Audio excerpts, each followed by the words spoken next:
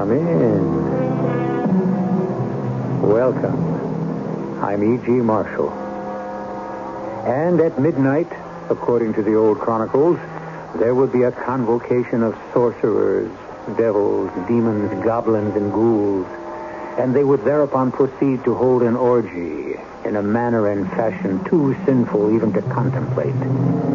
And woe to the unfortunate mortal who would be compelled to participate in these hellish rituals that were profanely called a witch's Sabbath.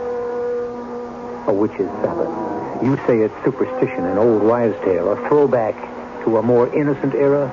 Don't be too sure the era you live in today isn't the most innocent era in all history.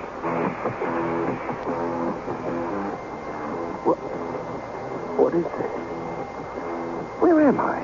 Where you always wanted to be, baby. You're at a party, Tiger. What a party. Look, beautiful women. All for you. And fabulous food. That fountain, it's champagne. All yours, baby. It's what you always dreamed of, Tiger. Oh, I'm dreaming again. Not this time. It's real. Now it's real. But why? Why are you doing this for me? Because we love you. Oh, how we love you. We would even die for you, baby. Just as you might even die for us.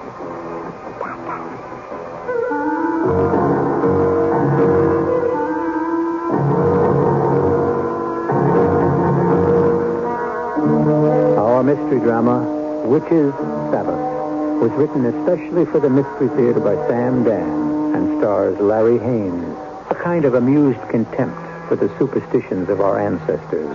We civilized people, we know everything, except perhaps that civilization is only skin deep. For a highly reliable estimate of the human condition, we refer you now to Francis Aloysius O'Boyle, whose knowledge of mankind was acquired during 35 years of faithful service behind a bar. In a place like this, you get all kinds, and you hear everything. The rich man has his psychiatrist, the religious man has his priest, and the drinking man has his publican. All them words. Is it a coincidence they all begin with a P? Here I spent my whole life thinking I was just a bartender, but this professor comes in here one night. There's another smart word that begins with a P, huh? And he calls me publican. Oh, that's the traditional English word for saloon keeper. I think it sounds kind of dignified, don't you? Well, anyway, like I started to tell you, you get all kinds. It's a pretty good evening. All the regulars are here. And just about midnight, this guy comes through the door. His clothes, not too expensive, not too cheap, just middle. You know what I mean?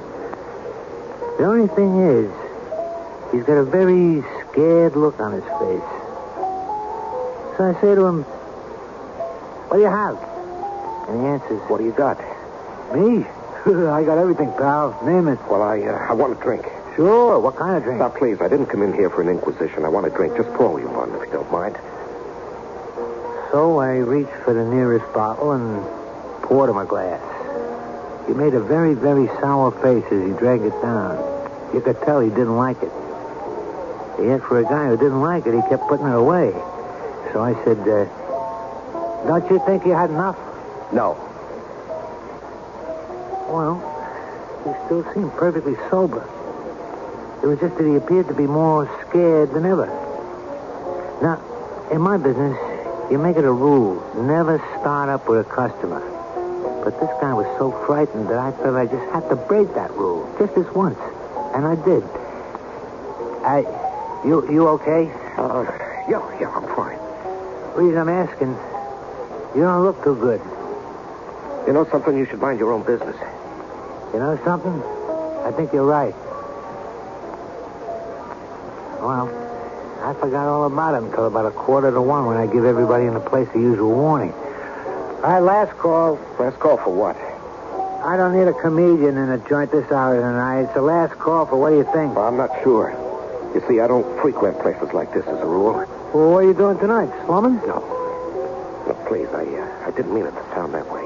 You decide you want to rub shoulders with a peasant? No, Where you been pouring down that juice? Where you usually go first? Well, you see, I'm not really a drinker. How's that a fact? No, the reason I came in here is because I'm so upset and I'm so frightened, you see, and it's so light in here and it seems so safe. Like I said, last call. If you want to have another drink, one more is all you can buy. Well, what do you mean? I mean, 1 o'clock. I close the joint and go home. Close? Oh, no, you can't close. You can't do that. You have to stay open. As it is, I stay open 16 hours a day. It's enough. Just tonight, please. Stay open a little longer. Now, look, we got a state law that says lock the joint at 1. But I don't want to leave here. I do. No, I'm afraid. I'm afraid to be out in the street. So call a cab. No, that won't help. Call a cop. It's no use. They'll find me. Who's going to find you? They will. Well, that's what we're trying to establish. Who is they? The witches. Oh, the witches. Yeah. I see. The witches. You're the kind of guy who gets his load on, then he sees witches. No, I saw them. I saw them even before I had my first drink. I've been drinking to see if I could get rid of them. Oh, that's a switch. Now, please, don't humor me. I wouldn't think of it. You don't believe me? Sure, I believe you. Don't tell me the customer is always right either. You've got to listen to what happened to me tonight. If you can tell it before 1 o'clock, you got 10 minutes. All right, look. Every word I'll tell you is true. My name is Perry Harnischbecker. I'm a computer engineer. I design computers. Oh, yeah? Yeah. So tell me something. Why do them computers always keep fouling up? Oh, they don't. They can't. It's the people who use them. Yeah? So how come I keep getting bills? Forget about it. No, forget about it. These clowns want to take me to court because I didn't pay them for a piano. I never even bought it. And you say forget about it? Look, the reason I told you I was a computer engineer was to impress you. That don't impress me. With the fact that I'm a reasonable, sane, and practical man. If I'd known who you was, I'd have thrown you out of the joint. No, a man like me, I should be the last person in the world to be upset by my primitive superstition. So you must hear me out. Well, I warn you. Better not take more than 9 minutes. Okay. You see, I had left my office at the usual hour of 5 p.m. I was walking to the bus stop. I commute, you see, from Blairville. We own a house there. It's a split level, and we were able to buy it very... Is the house important to this story? I'm saying this for your own good because all you got left is 8.5 minutes. Is it important to the story? I don't know. I listened to thousands of these stories. Stick to the point. Okay. I left the office. I was walking to the bus stop. We already established the bus stop. Please. You only got 8 minutes. I stopped to wait for the light to change, and suddenly I heard a voice say... Hiya, baby. You want to have a little fun? Oh, I see where this is going. No, you don't. You don't. Believe me, you don't. Well, I looked, and there at the curb was a brand new sports car, imported. It was an Aracata. Uh-huh. And in it were two of the most beautiful women I'd ever seen in my whole life. That never happens to me. One was blonde, and one was brunette. And each had creamy white skin and sparkling red lips. And the blonde had sea green eyes. The brunette, her eyes were a flashing black. You know the kind? I know the kind. How are they built? Oh, like the goddesses of ancient Greece, but much more slender. That's a promising start. All right, now get to the action. You got 7 minutes. Okay. It was the blonde who had asked if I wanted to have some fun. And what do you say? No. You've done the right thing. You could have gone along with him. And there'd been a guy waiting with a gun. And he lifts your bankroll. The old Murphy game. You've done the right thing. You always got to think of that. No, I was thinking of the fact that I had taken a solemn vow to be faithful to my wife. And you should get a gold star for that. Yeah, but then the brunette said... Come on, Tiger. We're going to a party. So what do you say? I said... I said... Well, come on. You got 6 minutes. Now, believe me. You must believe me. There was a confusion of signals between my brain and my voice. Yeah. Now, consider the mind as a computer. You say that word one more time and you'll be barred from this joint for life. No, but it's true. The answer that my brain fed to my voice was, no thanks. But the answer that came out was Yeah? hey, honey, what are we waiting for? And before I knew it, I was in the sports car. Well, you are a sly one, Mr. Honeyfinger. Where those words came from, I'll never know. Why I said them, I'll never know. I didn't want to get into the car with those women. No, of course not. No, and anyway, the brunette turned to the blonde and asked, Will he do? and the blonde winked at me and said, How about it, baby? And you said? I wanted to say, please let me out of here. I'm a most happily married man. I wanted to say that. But the words that came out said, let's go, girls. Well, why don't you just open the car door and jump out? Because I couldn't. I'm with you, pal. I couldn't either. So, look, you got 4 minutes. And you ain't even got to the good part yet. Well, we were going down Main Street. And the blonde placed her arms around me, and she kissed me. Now we're getting there. And I think I must have passed out. That must have been some kiss. Oh, yeah, it was. There was fire in it, and ice, and champagne bubbles, and I just don't know how to describe it. Oh, you don't have to describe it. And then everything sort of disappeared, you see, or I might have passed out. It was like that, huh? I don't know how long it lasted, but when I woke, I was in a kind of a room, and there was a kind of music, and there was a fire burning in the middle of the room, and I thought that was kind of strange because there was no fireplace, and I shouted, "Fire! Fire!" Don't get excited, baby. Nothing to be scared of yet, Tiger. And they were there in the room. This crazy-looking room with wild kind of pictures on the walls, the blonde and the brunette. And each was wearing a long robe. And I looked at myself, and I was wearing a long robe, too. And where am I? What's the meaning of this? Well, we asked you to come to a party, baby. Oh, yes, indeed, Tiger. A party. But my clothes, what happened to my clothes? Well, it's a formal party. Now you're dressed right for it. Now, what party are you talking about? The kind of party you've been dreaming about all your life. Wild, crazy, the most beautiful women in the world. And here we are, with a fountain of champagne. Look, baby, there it is. What? The fire. What did you do to the fire? How did the fire turn into a fountain of champagne? Well, would you rather it was a fire? Well, All your life you wanted to swim in a champagne fountain. Who are you talking about? You, Perry Harnessfeger, Jr. Haven't you always dreamed about it? I never told anyone. Beautiful women, a champagne fountain, music. Wait. You're a king, Tiger. A king. It's what you always wanted, baby. No, it's not what I always wanted. Who are you kidding? Your secret dream. His Majesty, King Perry Harnessfeger. Hail His Majesty, King Perry Harnessfeger. Hail, King Perry!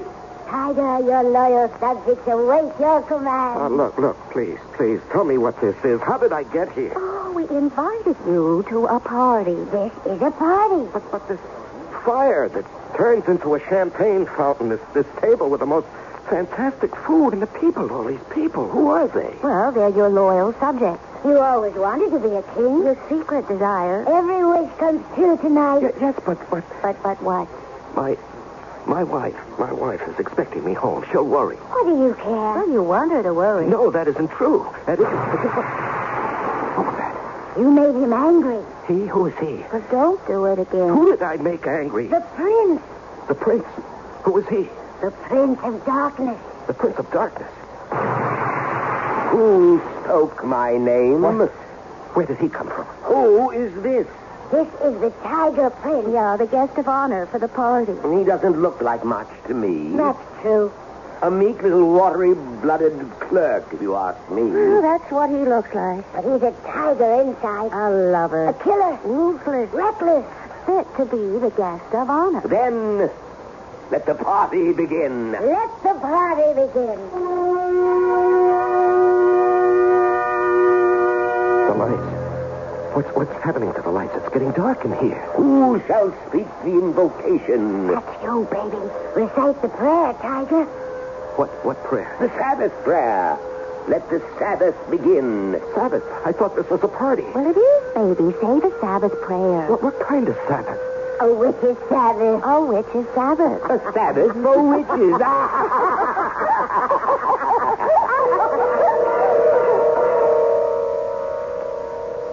A witch's Sabbath. Well, you must admit, you don't get invited to one of those every day. And the question you might be asking yourself is, how did our rather prosaic Perry Harnischfeger get invited to this one in the first place? Well, by this time you know perfectly well you don't get any of the answers in the first act.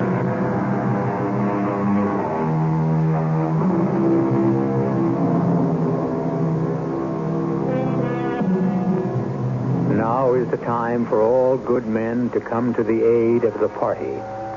Two very pretty ladies, one a blonde and one a brunette, were driving about in an expensive sports car looking for a gentleman to escort them to a party.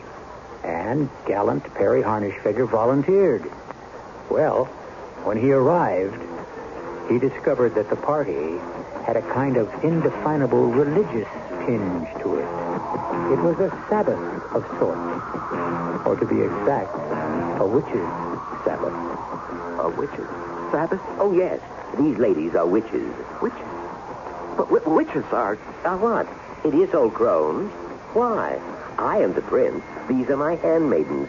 Why shouldn't they be beautiful? Oh, please, where am I? What's happening to me? This is a religious assembly. I want to go home. Why? Why? Well, answer the prince, baby. Answer the Prince of Darkness, Tiger. Why do you want to go home? You hate your home. No, that's not true. What? Oh, we told you not to do that. You mustn't lie to the Prince of Darkness. You hate your home. You hate your wife. No, that isn't... Don't say true. You'll get him mad again. Relax, Tiger, relax. And let it happen. Let what happened? What you came here for. What you've been dreaming of. Toll the bell. Once. Twice. Thrice. Say 3, baby. What for? It's the magic number. Say 3, Tiger. 3. 3. Weave a circle round him thrice. 3 times. 3 times tonight. 3 times. You will do it 3 times. Do what? He doesn't know what. He doesn't know why. Tell him 3 times. Kill. Kill. Kill. What do you mean, kill? You know what we mean. You kill your boss. Your wife, her lover. No. Let me out of here. Do you understand? Let me out. Go. What are you waiting for? So long, Tiger. Well, why don't you leave? My clothes. I don't even know how I got into this robe. What did you do with my clothes? You're wearing them. What? How did you do that? I can do anything. I'm the Prince of Darkness. Now, look, please. I'm just a very quiet, ordinary type of person. Don't talk like that to him, baby. You know what happens when you lie. You're a machine. You make computers and you become one yourself. Your boss steals your ideas. Your best friend steals your wife. They laugh at you. 3 people laugh at you, Tiger. Your boss, your best friend. Your wife. Now kneel and pray with us. Oh, but... Kneel. Pray. Speak that same prayer. What same prayer? The prayer that was in your heart when you were walking to the bus station. I wasn't praying. Don't lie. Well, I wasn't. Look out there. Where? See, baby, that's the street. That's you, walking to the bus station. Listen to what you're saying to yourself. Listen, Tiger. I'll kill that freaking baby. Who does he think he is? That's you. I designed this circus. I alone worked out every production problem. It's mine. He stole it from me. He made millions. I'll kill him. One day you'll kill him. That's you, Tiger. Now you see us in the car. And we hear what you're saying. Loud and clear. It's a prayer. But I didn't mean what I was saying. You didn't. No, it wasn't even true. A man says a lot of things he doesn't mean. A man means every word he says. But that's not why we picked you up. The streets are filled with human beings who want to kill once, but you wanted to kill 3 times. No, that's not true. Well, look at yourself walking down the street. Listen to yourself. Talking to yourself. Who do they think I am? I'm not blind. I'm not stupid. I deal in facts. Facts. You feed facts into a computer, you get answers. What answers were you getting, Perry? How did you know what I was thinking? I know everything. Why do you want to kill your wife? Because I see now. Yes. What do you see now? My wife. I see now. She must have always had a roving eye. But why with Joe? Why with my best friend? Well, you know why, baby. Because he was there, Tiger, and you weren't. The French, they have a saying. The one who is absent is always in the wrong. Listen to the French. They know all about love. Summon the demons. Summon the devils, the ghosts, the specters, the phantasmagoric spirits of murder and death. Summon the incubus of revenge, the evil genius of retribution. Come, all, pray. This is the witch's Sabbath. Repeat after me. Death and the fires of hell. Death and the fires of hell. To the unholy three. To the unholy three. Death to all 3. Toll the bell 3 times. And now, Perry Harnish Failure, do you shed blood tonight? Do you want to kill them? Your boss? Your wife? Her lover. Do you want to kill them? It's wrong. That's not the answer. Do you want to kill them? Search your mind. Search your heart. Your soul. Do you want to kill them? Answer. Rejoice, my children, rejoice! Now he is one of us. You will kill them. Kill? Yes, tonight. This is the night of the witch's Sabbath. The service needs one thing to be complete. Blood. My children, how wonderful are our prayers tonight. There will not be one victim, but 3. But I can't kill. I don't know how. I shall teach you. I don't have the nerve. I will steady your hand. I will harden your heart. You will kill, and then you will be free. Free. Free of the hate that poisons your mind. But I'll be a murderer. You will only murder those who murdered you. Haven't you been cheated and disgraced? Your life is empty. Your world is dead. Oh, you have to kill, baby. 3 times, Tiger. My son, I know the anguish of your soul. I have also been cast out. My rightful place is now held by others. My patrimony has been stolen. Here is the revolver. No. Would you rather use a knife? The gun is quicker, Tiger. Surer. Better. The gun is in your pocket. Now close your eyes. When you open them, you shall be in a room. The room where your boss sits in his palatial home. A comfortable room. There he counts his money. Your money. You will kill him. Oh, You must. It is a ritual that must be performed on the holiest of all nights. Now, when I say, open your eyes, you will be with your boss. Open your eyes. I opened my eyes, and I was there, in the den of his home, my boss's home. He was listening to that high-fi of his, which must have cost a small fortune. listening to that classical music she pretends to love. I say pretends because all he loves is money. Perry, I didn't hear anyone announce you. Do you like Mozart? Excellent recording it. But you don't go in for classical music, as I remember. But why did I send for you? You didn't send for me. No? Then what are you doing here? Well, don't I have the right to visit you? Perry, I see enough of you all day. Too much. Well, you won't see me anymore. Why? Are you quitting? No, but you are. You're quitting this world, this life. Oh, really? I hadn't given it much thought. Yeah, I know, but I have. I came here to kill you. You what? Oh, no. Not you. Not Perry Hornishfager. With this? Perry, you're a comedian. Put that cat pistol away. Oh, you think I won't do it? Why should you kill the goose that lays the golden eggs? Who else would give you a job but me? I could work anywhere. I'm top man in my field. Sure, Perry, sure. But you haven't had a new idea in 5 years. Now, by that you mean you haven't stolen one of my ideas in 5 years. When did I ever steal one of your ideas? Our new A-line computer, that wasn't mine. Go ahead, I dare you. Say it wasn't my circuits that made it possible. The truth is, Perry, your circuits made it impossible. It's only after we threw them out. You're lying.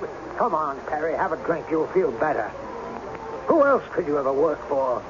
Who else would put up with your tantrums, your delusions of grandeur? Sometimes I wonder why I do it myself. You know why. Because you're waiting to steal my next design, that's why. No.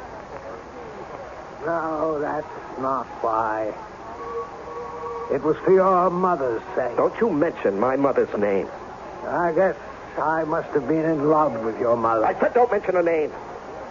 She was a vicious, hateful woman. She was the most beautiful woman I ever met, your mother. I warned you.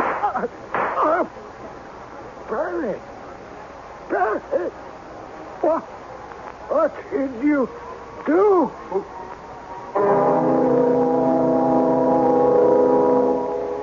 Well, what has he done? He went from that witch's Sabbath, or whatever it was, straight to his boss's home, and very quickly, before we could even get to know that gentleman, Perry shot him dead. Now, you're probably saying, is this really happening to Perry, or is it a dream? Well, it could be one, it could be the other. Or it could be both. As usual, we need the third act, and I shall bring it to you in just a very few moments.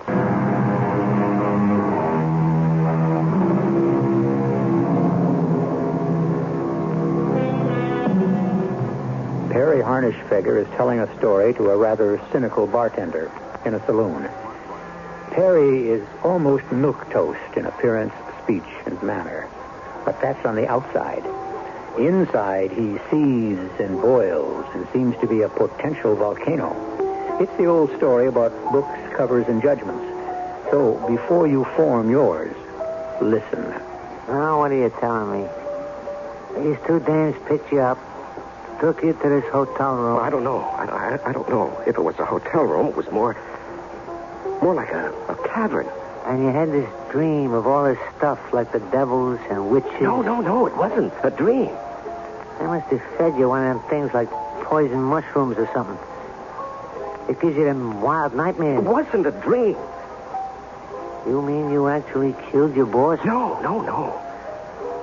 I had a vision of killing my boss. Now, look.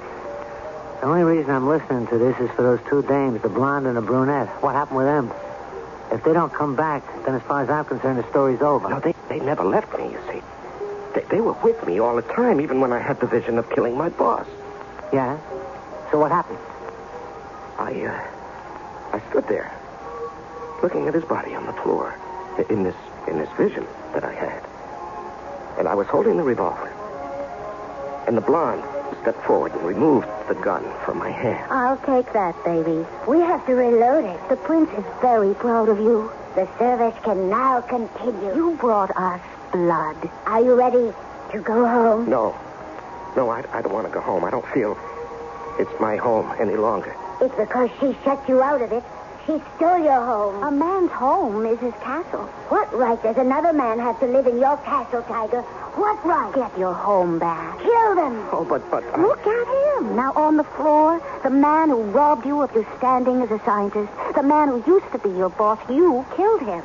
So now, for those who robbed you of your standing as a man, kill them also. The pistol is in your pocket. Will you speak the word to him, Prince? Close your eyes. When I say open your eyes, you will be in your own home. At least it's the place you pay for. But another man enjoys.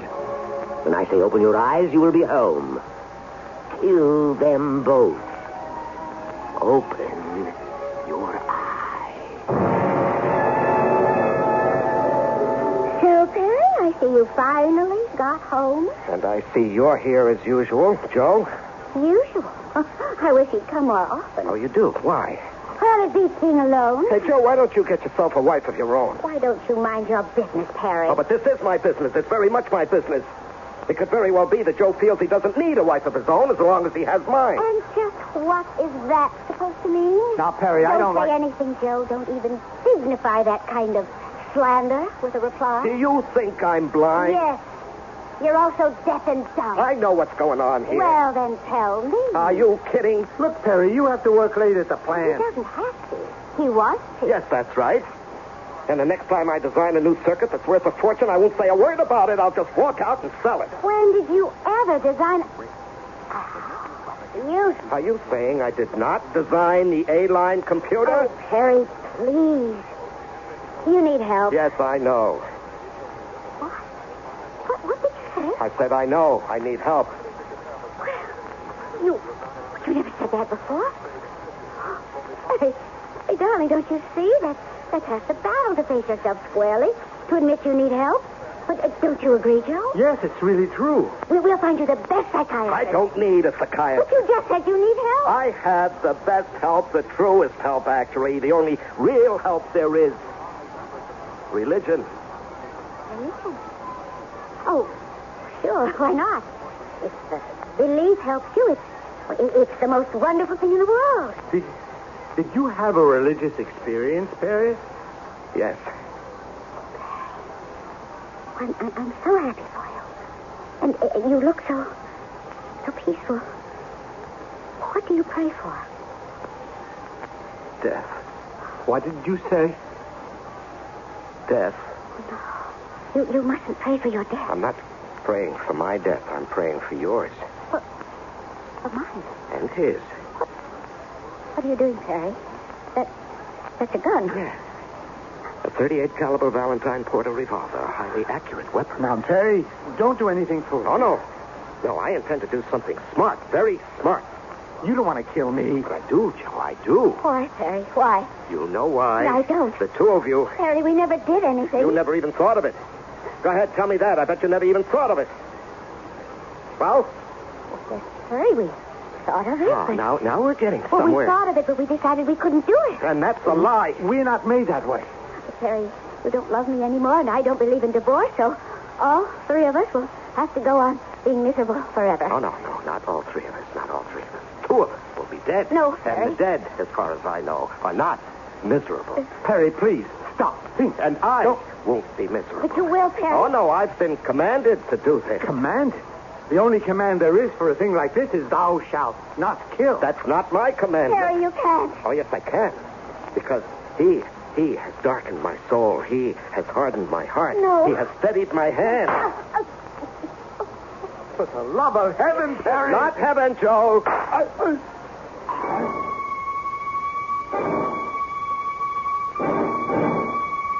They were on the floor.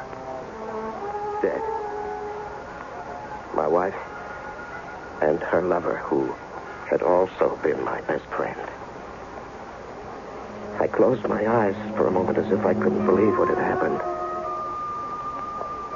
And when I opened them again, I was back. Back in that other place. And he was there, the one who was called the Prince of Darkness. And they were there. The two who called themselves witches. You did it, baby. You were terrific, Tiger. You're my best-loved child, Perry. I want to go home. You're home now. No. You have a place here. You have 2 wives. He means me. Oh, me too. Look at them, aren't they beautiful? No, please. You have a job, too. Keeper of the flame. Hey, baby, that's the best job there is. You light the fire for the witch's Sabbath. Now let the service continue. Now, let me out of here, please. Please. I'm frightened. I'm leaving. Did you hear that? He's leaving.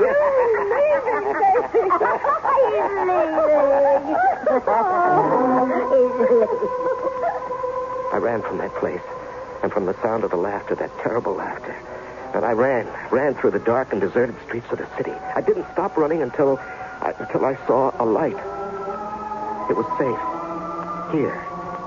With the bright lights and the soft music and the friendly faces. Here. I'm safe. So? What happened? You mean you killed your wife and your friend in addition to your boss? No, I didn't kill anybody. But the terrible thing is, I wanted to. And it dominated my mind, which is why they came after me. Don't you understand? All I understand is I stayed open past 1 o'clock because I thought you were going to tell me about those 2 dames. What happened to them? They're after me. Yeah? I'm one of them now. Don't you see? They'll be after me as long as I live. Okay, mister, this is it. Closing time. Oh, please. Please don't send me out to the street, please. They're looking for me. The men in the white coats are looking for you. They read your mind. They read your heart. 2 beautiful dames in a sports car. Why don't I run into things like that? You will. You will if there's evil in your mind. If there's murder in your heart, they'll find you. Oh, for crying out loud. Did I say guys in white coats are looking for you? 2 guys in blue coats are looking for me. On account of you, I broke the law. I'm open. Look, officers, my watch must have been wrong. I'm not serving. Oh, Phil, you at the bar. Sure. Grab him, Jack. Don't try anything. Hey, look, there's nothing going on Now, here. careful, Jack. He's a killer. He's armed. Now, hand over the gun, mister. Easy. That's it. I'll cuff him, Jack. Your name's Perry Harnischfager? Yes. This is your gun. This 38 caliber Valentine Porter? Yes. Hey, wait a second. I'm not dreaming. This is for real. You mean he killed somebody? 3 people. The unholy 3. Let's go. Officer, wait. Let me tell you why I did it. Mister, you better tell that to a judge and a jury. So, like I was saying, you stand here behind a bar, you get all kinds. The stories I hear. Anyhow, the reason I bring it up is because I was reading in the paper today, and you might have seen it on the late news on the TV. Perry Harnischfager was found guilty of murder, triple murder. His boss, his wife, his best friend. Yeah. He's going to spend the rest of his life in jail. What's that? Oh, the witch's Sabbath. Now, how could a thing like that be legit? I mean, this here is the 20th century, ain't it? Hey, where'd the time go? It's 1:45. Excuse me, friend. A couple of dames just walked in down the other end of the bar. Hey, not bad looking, huh? Yeah, I'll be right back. Well, ladies, you got time for one more before closing. What'll it be? Hiya, baby. Hello, Tiger. You want to have a little fun? I'm a married man. That's why we asked. Why don't you close the place and we'll take you to a party? Oh, well, look, I told you, I'm a married man. Yeah, we know. That's what you have to say, baby. But what do you want to say, Tiger? I want to say, what are we waiting for? Well, what are you waiting for? More? The story's over, isn't it? Or is it? Isn't this a story that has been going since the beginning of the human race? The longest continued story in the world. And if you think about it, between all our characters, we have seen practically every one of the 10 Commandments violated. When we tell you a story about wrongdoing, we present wrongdoers wholesale. I'll be back shortly. The wish is father to the thought. Who said that? Shakespeare. Who else? To which we may add, the thought is father to the deed. Or if you think about doing something, it's because you really want to do it, no matter how strange or violent it may be. And if you think long enough and strong enough, who knows? You may wind up as a guest of honor at a witch's Sabbath. Of course, you can prevent that by listening to Mystery Theater and leave all thoughts of violence here with us. After all, we do it so much better and neater. And you pay nothing in the end. Our cast included Larry Haynes, Leon Janney, Marion Haley, E.V. Juster, and Robert Dryden. The entire production was under the direction of Hyman Brown. This is E.G. Marshall inviting you to return to our Mystery Theater for another adventure in the macabre. Until next time, pleasant dreams.